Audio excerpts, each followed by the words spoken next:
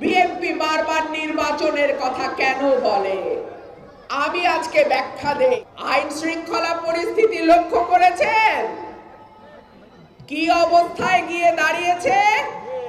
Hijack, ছিনতাই, রাহাজানি, কোপ দিয়ে জিনিসপত্র ছিনায় নেওয়া ঢাকা শহরে এটা এখন প্রতিদিনের ঘটনা হয়ে গেছে। রাজশাহীগামী বাস 3.5 ঘন্টা ধরে সেই বাসে ডাকাতি হয়েছে। তা নির্বাচিত সরকার যখন থাকে তখন প্রশাসন এবং পুলিশ তারা অনেক বেশি শৃঙ্খলাবদ্ধ থাকে।